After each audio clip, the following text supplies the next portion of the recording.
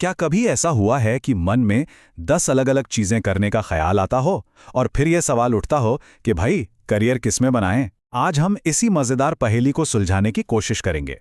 तो ये पूरी बात शुरू होती है एक बड़ी ही अजीब कहानी से। एक साहब थे, लेज़लो पोलगार। वो एक एजुकेशनल साइकोलॉजिस्ट थे और उन्होंने अपनी एक बहुत ही क्रांतिकारी थ्योरी को साबित करने की ठानी। और जानते हैं शुरुआत कैसे की? एक बड़े ही अजीबोगरीब शादी के प्रपोजल से। अब पोलगार का मानना क्या था? उनका पक्का यकीन था कि कोई भी बच्चा अगर वो सेहतमंद है तो उसे किसी भी फील्ड का जीनियस बनाया जा सकता है, बस ज़रूरत है तो ढेर सारी प्रैक्टिस की। अब सोचिए 1960 के दशक में इस बात को लोग क्या कहते होंगे? बिल्कुल सही, पागलपन। तो अपनी इस थियरी को सच साबित करने के लिए उन्होंने एक बहुत बड़ा कदम उठाया। उन्होंने फैसला किया कि वो ये एक्सपेरिमेंट अपने ही बच्चों पर करेंगे। और यहीं से शुरू हुआ एक अनोखा फैमिली एक्सपेरिमेंट। अब सवाल ये था कि किस फील्ड में। उन्होंने चुना चेस को। क्यों? क्योंकि चेस में रिजल्ट एकदम साफ होता है, या तो जीत या हार। फिर क्या था, हजारों घंटों की जबरदस्त ट्रेनिंग शुरू हुई। और नतीजा? अरे नतीजा तो कमाल का था। उनकी तीनों बेटियां सुजैन, सोफिया और Judith world class chess champion बन गई। मतलब एक तरह से उनका सिद्धांत तो सच साबित हो गया था। और ये जो कमाल की कहानी है ना, ये हमें एक खास तरह के इंसान के बारे में बताती है।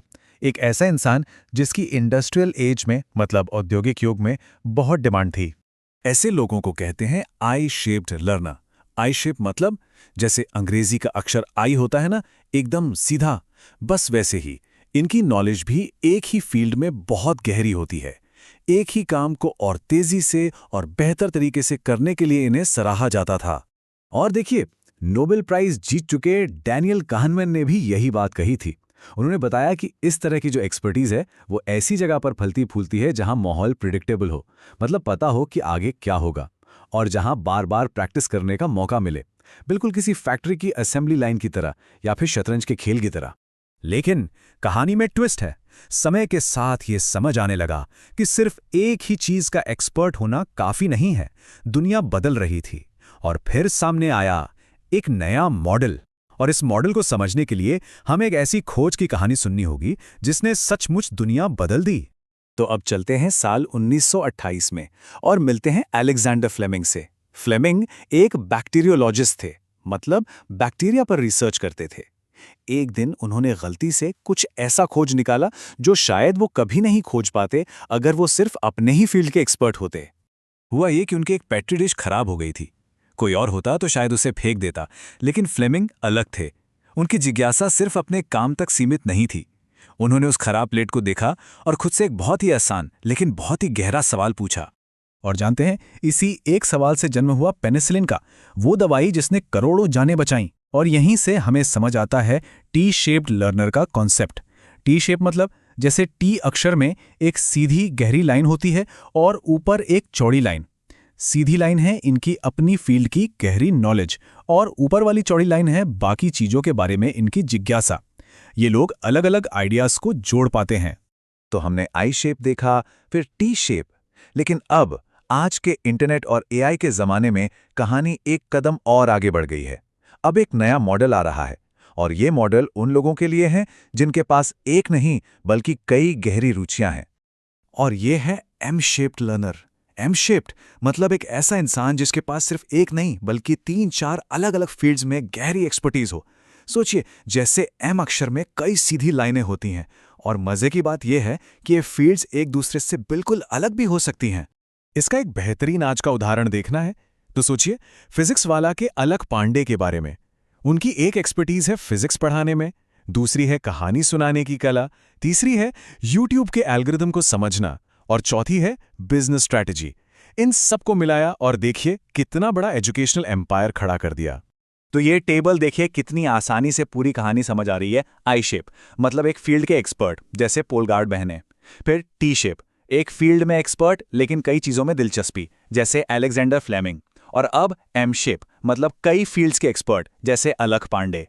ये पूरा एक सफर है, एक फोकस से मल्टी फोकस की ओर। अच्छा, अब सवाल ये उठता है कि अगर किसी के पास इतने सारे इंटरेस्ट हैं तो वो चुने क्या, किस पर फोकस करें? ये एक बहुत बड़ी चुनौती है, लेकिन घबराने की बात नहीं है। इसके लिए एक बहुत ही पावरफुल फ्रेमवर्क है जो मदद कर सकता है। ये फ्रेमवर्क है इकिगाई।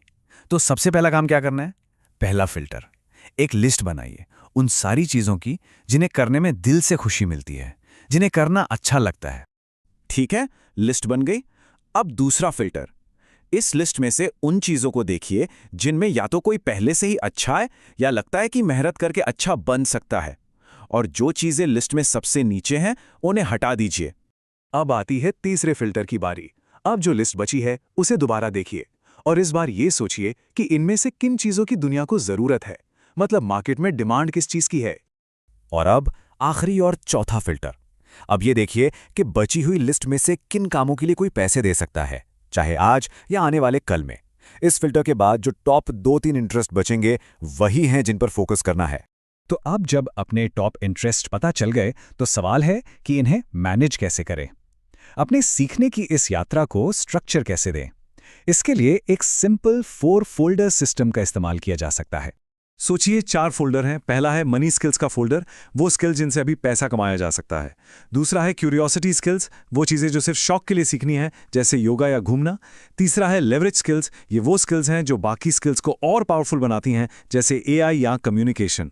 और चौथा है डोमेन स्किल्स, किसी एक खास फील्ड का गहरा ज्ञान, जैसे फाइनेंस या बिजनेस। तो इन सब बातों का मतलब क्या है? इसका मतलब है कि भविष्य कैसा होगा ये इस पर निर्भर करेगा कि कोई खुद को किस आकार में ढालता है। ये जो सफर हमने देखा आई से टी और फिर एम तक का, ये एक बहुत जरूरी बात बताता है। ये बताता है कि अगर किसी की बहुत सारी रुचियां हैं तो ये अब कोई कमजोरी नहीं है, बल्कि आज की दुनिया में ये एक सुपर पावर हो सकती है। तो सवाल ये है कि अपनी अलग अलग एक्सपर्टीज के किस अनोखे कॉम्बिनेशन से दुनिया को कुछ नया दिया जा सकता है।